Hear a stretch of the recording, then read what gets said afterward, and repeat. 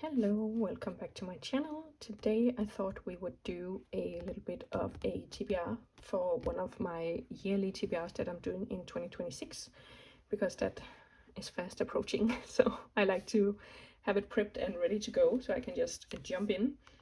And I am doing the Storygraph Reads the World Challenge 2026. I have been doing this challenge for the past 2 or 3 years, but for some reason I just read like 2, maybe 3 books from the challenge. So this year I really want to get on it. I am running like my own Reading the World, where I'm hopefully going to read from every single country in the world. And I have ticked off a couple. I started in May 2023, and obviously I'm not done yet. But as you can see, it's going downhill because in 2023 I read 9 books, then in 2024 I read 8 books, and then in 2025 I've read 7 books. And I don't think I'm going to read any more books this year. So we're probably ending on 7. But the Storygraph Reads the World Challenge does have 10 books, and I think they just pick them randomly every year. So like last year I think I read 2, maybe 3, and then I obviously read some books outside of the challenge that were eligible for like my own challenge. But yeah, they have 10 countries, and I figured I'd just go through and then we can see if there are any more. If you have any recommendations, I would love to know, because I do feel like some of these were a little bit hard to find, I'm not gonna lie. But in case you don't know Storygraph, you can set up the challenge. These are the challenges so far. This is the Storygraph, and then you just put in the prompts. So for Afghanistan, you go in here, and then you can see the books you've already added that you would like to consider for the prompt. And then these books are books that other users have added in. So you can take your recommendations from here in case you don't know any off the top of your head. But I spent a little while yesterday scrolling through all the recommendations and figuring out a couple of books for each prompt. I get my books from the library, so some of them are harder to source than others. So I like to have a couple of options so that I don't get stuck on one book not being available. And also a lot of the countries this year, I just don't really have any knowledge of, if you will. At least not like books set in those countries or like about those countries. And I do try to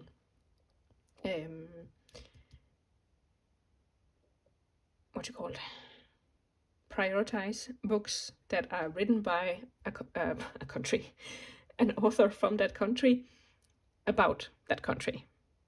But it's not always possible. But there are a lot of books set in the States with an American Pakistani main character, and then their life in the States, and like that's not really what I'm looking for. Sometimes it's interesting if they are like active in the diaspora or have like really culturally strong family ties or something like that. But if it's just this person going about their life in the States or in London or whatever, then I don't really feel like it fulfills the prompt of reading a book from Pakistan, for example. Yeah. Let me know how you usually do these, if you would count that towards Pakistan, or yeah. Anyways, Afghanistan. Games without rules, the often interrupted history of Afghanistan. I will say also here that I did try to find fiction books, because obviously they are, or for me at least, they are easier to read.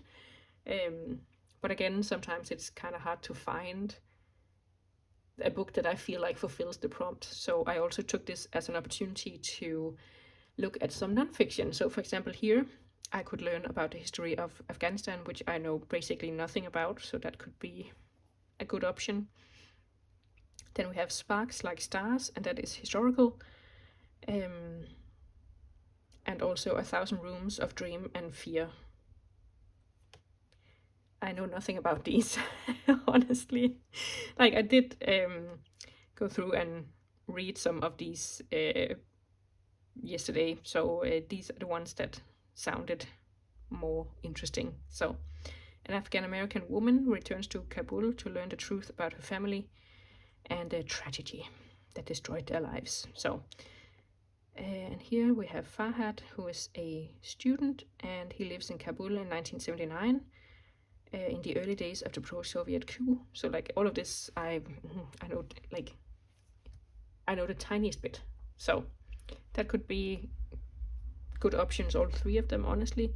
Then we have Albania, and the only one I was able to find was The Fall of the Stone City, which is a historical book set in 1943 during the Second World War, and this was also talked about the Nazis invading Albania from occupied Greece, and this Stone City is the first settlement in their path, and they don't want to surrender to the Nazis, of course, but there's a certain doctor that seems to be showing the Nazis some hospitality. And let's see, but then the next morning all the Nazis are gone, and then the town is like, what happened? And then it's taken over by the communists. So yeah, definitely also, again, Eastern Europe is not my strong suit, so that could be interesting too. I did read I Must Betray You by Ruta Sepetys about, was that also Bulgaria actually? No, Romania. And that was really interesting. It's about like the communist rule and how basically every single person was somehow connected to the communist regime. Yeah, that was Albania. Then we have Bulgaria. Under the Yoke is a classic, so I figured that could probably teach me something. And then we have A Study of Household Spirits of Eastern Europe, and that sounded really interesting, because I do enjoy like mythology and religion and stuff like that, like learning about older religions and from other places. Then there's also The Shadowland by Elizabeth Kostova, and she wrote The Historian, and I think I read that and really did not enjoy it. But yeah, it was a little thin on the ground for this one, so I figured this would be an option. And again, this is like a young American woman who has traveled to Bulgaria because does she even have some sort of connection to it? I don't think so, actually. But yeah, so she's doing something in the city. So I would prefer one of the other two, but again, the sourcing might be difficult. Then we have Croatia. The Cheesemaker's Daughter, again, is like an American Croatian woman who returns to her homeland to help her father, who is struggling to make the cheese factory run. So I figured at least it was set in Croatia and the family is Croatian. Then we also have Love Lethal, Death Divine, and that is fantasy. And I do mostly read fantasy, so if I could squeeze a little fantasy in here, it would be lovely. Then we have France, and I did have a couple of options here. We have Journey to the End of the Night, which is a classic, and I think I was interested because, as far as I remember, it's a lyric from a song from The Doors, which I really enjoy listening to. So that could be fun to read that and then listen to the song, see if there are any more connections. Then we have Lie With Me, which is an LGBT, and I have had this on my TBR for a while. It doesn't say so here, but it's on my other TBR that I have not updated my Storygraph with. So, and then we also have Giovanni's Room, which is also a classic and an LGBT book. So we'll see. I also actually figured I would put this one on there because that is okay, I thought it was non-fiction, but apparently it's fiction. But yeah, it's about, I think, some sort of uprising in Paris that did happen. So then we have Iraq, and again, a place I don't really know too much about. So the first one I found was Faisal the First of Iraq, and this sounded like a biography, which I don't normally love. But this one sounded like he was a really integral part in the whole formation of the new Middle East, and it sounded like you would learn a lot of things about the Middle East through his role at the time. So I figured that could be a good option for learning stuff about Iraq. And then we have the Orchards of Basra, and that sounded a little bit, maybe not my thing, but again, it was a little bit thin on the ground for Iraq. And then we also have The Gardener of Baghdad, which is a historical romance. I think it's like split timeline with modern day person finding a, a diary from years ago. So I do enjoy that type. Then we have Morocco. And again, a little bit thin on the ground. So I did find The Saffron Trail by Rosanna Leigh. And I have read Return to Mandalay by her about Burma, I think, and enjoyed it, but obviously she is not from Morocco, as far as I know. So I would prefer to read something else. Then I did also find the Black Crescent, set in post-war Casablanca, and this is just like going completely by name, but like Jane Johnson doesn't sound Moroccan. So the book does sound interesting, but again, like I would love to prioritize Moroccan authors for the Morocco prompt. So we do have The Assembly of the Dead, and that is Morocco 1906, and also like a crime mystery thing, so that could be interesting. And Saida Ruiz does sound more Moroccan, like, and I'm very much going off just the name, the sound of the name, and when it comes down to it, I will be doing some more research about where these authors are from, because again, The Storyteller of Casablanca, a historical fiction by Fiona Valpy. Is she Moroccan? Doesn't sound like it, but we'll see. Then we have Senegal, and again here we have Sign Up Takes New York,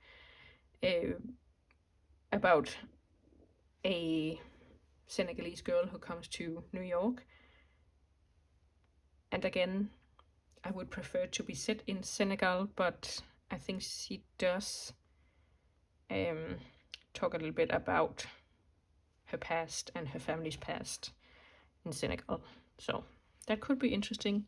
But we also do have The Peach Seed, that is about like a multi-generational novel about the family descendants of an enslaved person from Senegal, and they explore their history basically and like try to retrace their family back.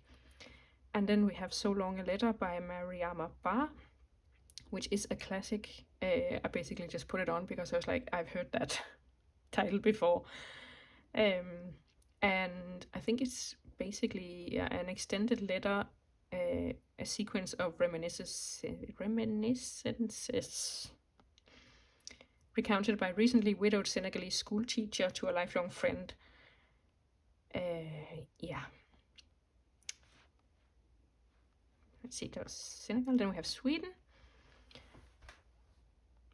And here I have No One Is Too Small to Make a Difference by Greta Thunberg, because I really do admire her work in the climate change scene, and also especially in the pro-Palestine scene. Like, she just got arrested in London at a pro-Palestine rally just like a week ago or so, and she's been arrested twice, sailing to Israel to try to bring like food and baby formula and emergency stuff to the Palestinians. So yeah, admire her. Would love to read more of her thing. I think this one is, yeah, it's from 2019, so it's a little bit outdated compared to what she's doing now, but I think the basis is the same. Like, no one is too small to make a difference. Then we also have With the Lapse in the High Mountains from 1907 to 8, and I put that one on because I'm interested to learn more about the Lapps, which is a people like living in the high northern Scandinavia, in like Norway, Sweden, Finland. I think they like cross the boundaries up there. Then we also have Christina, Queen of Sweden, another non-fiction biography about this monarch who sounds quite wild for the time. Then we have Kallocain, which is apparently a classic. I have never heard of it before, but it does sound a little bit like 1984, where basically this drug, Kallocain, is distributed by the government so that every person can, it sounds like, mind meld with the government, because of course the government should have access to your entire being. And then there was The Wolf and the Watchman, which is a historical mystery crime series called Bellman Noir, and I figured that sounded interesting. It might be a good one to cut up all this non-fiction. And then finally we have Thailand. And for Thailand I found a fantasy called The Last Pea Hunter. Yeah, not much to say about that. Then we have a classical romance, it seems, called A Passage to Siam. Award-winning historical novel tells of the tragic romance between Catherine, a young English woman, and Justin, a prince of Siam during the reign of Rama IV and the beginning of the reign of Rama V. And it's like against a backdrop of real-life events and characters. So I figured that was like the reason I wanted to put that one on there, because again, I do enjoy fiction set against actual events, so that you can learn something, but it's not too dry and boring. And then we have the Dhammapada, which is like a classic for philosophy and religion. I figure it's like not the Kama Sutra, the Ramayana, like the Gilgamesh epic, like a story / poem about myth and religion and stuff like that. And then we also have Behind the Night Bazaar, which is another crime mystery novel set in Bangkok, I believe. Yeah, but it's about an Australian woman, so I would prefer to prioritize one of these other ones. But that is basically my TBR for the Storygraph Reads the World challenge. If you have any more recommendations, please let me know, because some of them are not like, I'm interested in all of them, but I could definitely be more interested in some other books.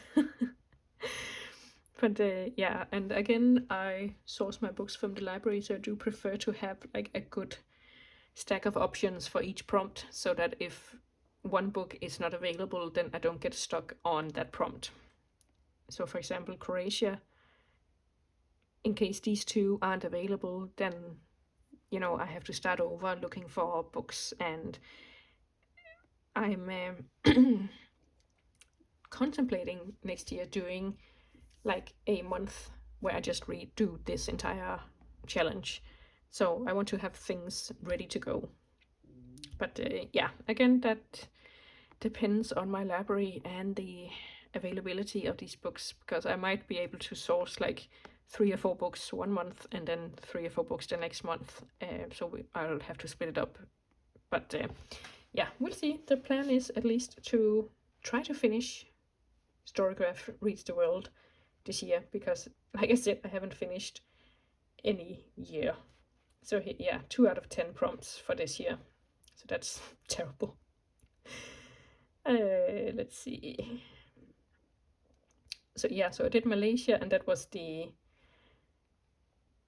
I think, the return. Oh, I read The House of Doors for that one. And for Mexico, I think I read I'm Not Your Perfect Mexican Daughter. And as you can see, I did find books for most of the prompts, but I just got stuck because, again, like The Will of the Many is not really, I think it's written by an Australian, but it doesn't really talk about Australia, you know. So I went for The Women in Black, but I couldn't source that book, so I just kind of gave up.